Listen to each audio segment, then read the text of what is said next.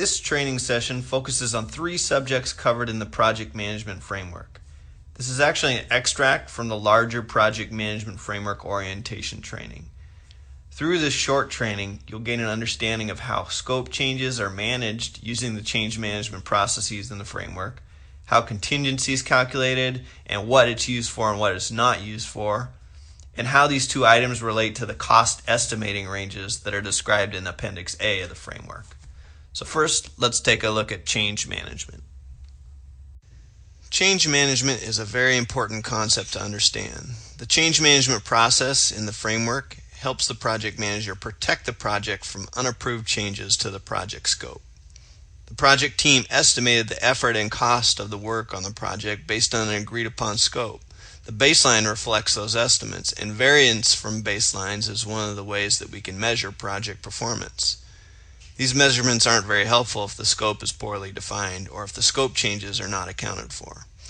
The change management process helps a project manager by providing a change request form to evaluate the benefits and impacts of a change request.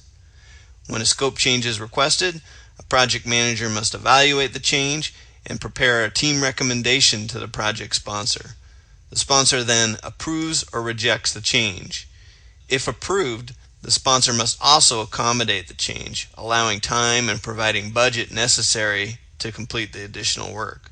Once approved and funded, the project manager adds additional costs to the baseline to establish a current baseline for the project. This process is used for each change. Each time a change is approved, the costs associated with the change are added to the total to establish a new current baseline for the project. Let's take a closer look at how contingency is calculated and managed. Contingency is required for all project cost estimates. During initiation and planning, contingency is calculated as a percentage of project costs.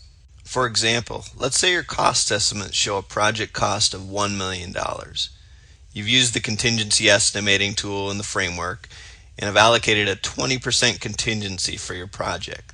This makes your total forecasted costs $1.2 million.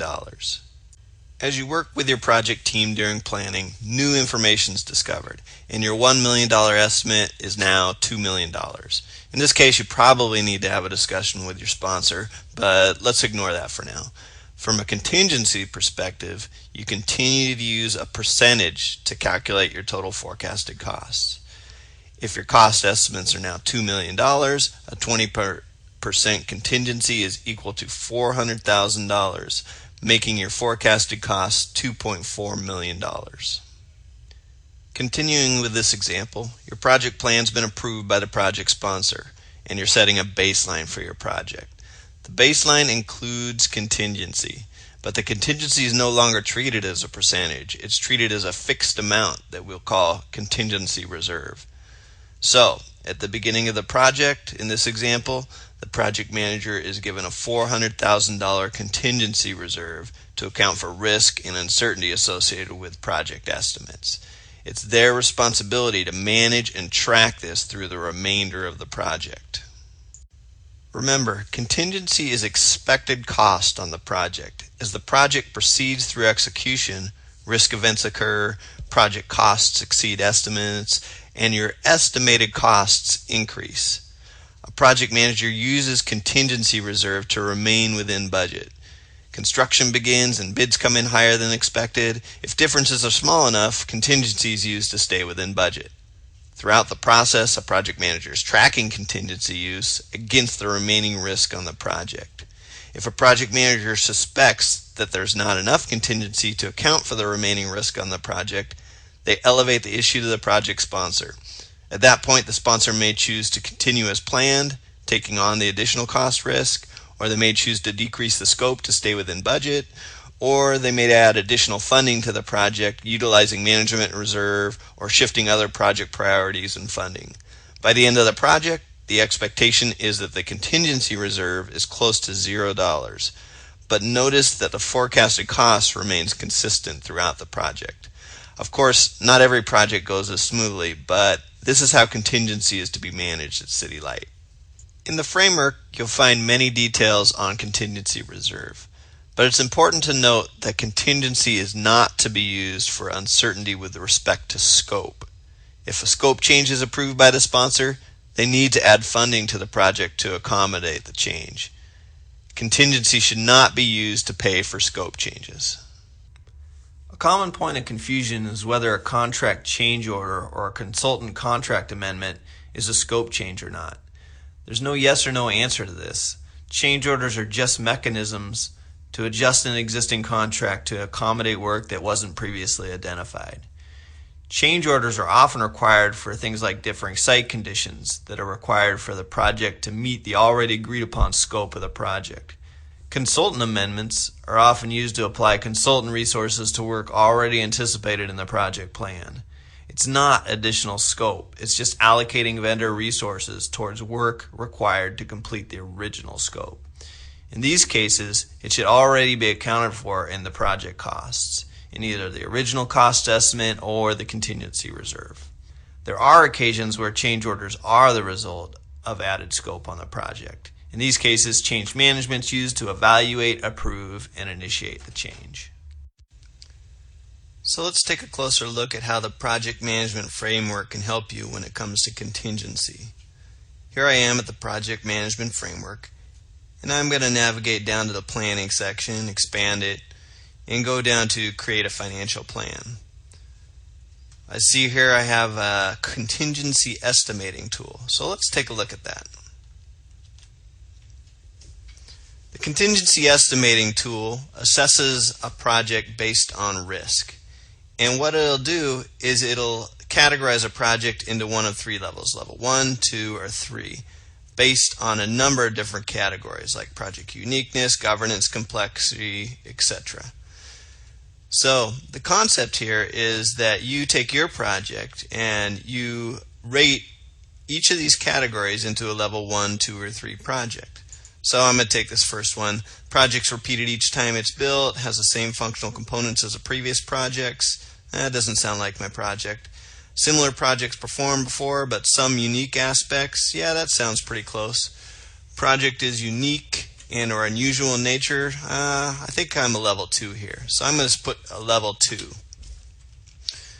So you do this for all the questions, and let's say I've done this for all my questions and I come up with 2s across the board. I have an average score of 2, and it will categorize my project and suggest a contingency percentage to use. And in this case, it's suggesting a contingency of 15%. So what the tool will do is it will guide you towards a 10, 15, or 20% contingency. Now, that is a suggestion.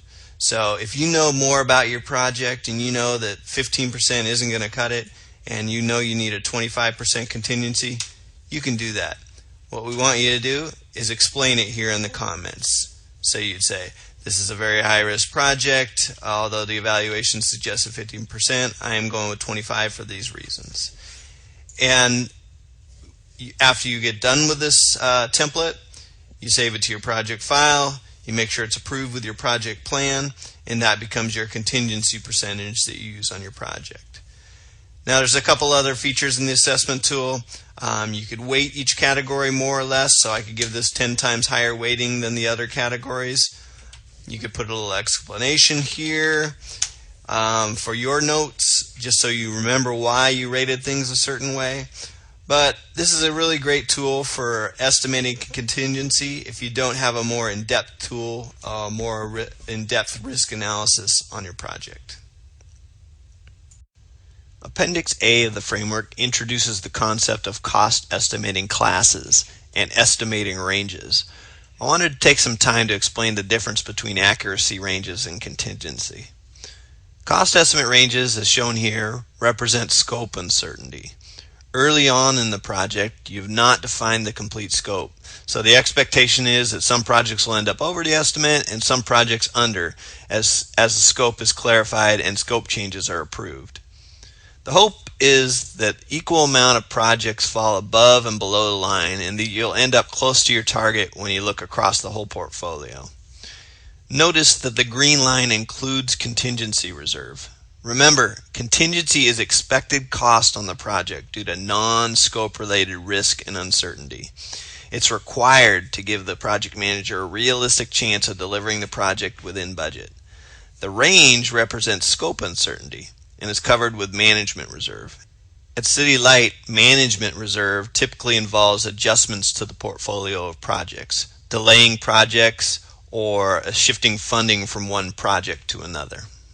The charter template includes a section to specifically note the cost estimate ranges associated with the project. The reason for this is to set realistic expectations about the variability in the cost estimates at such an early stage in the design development.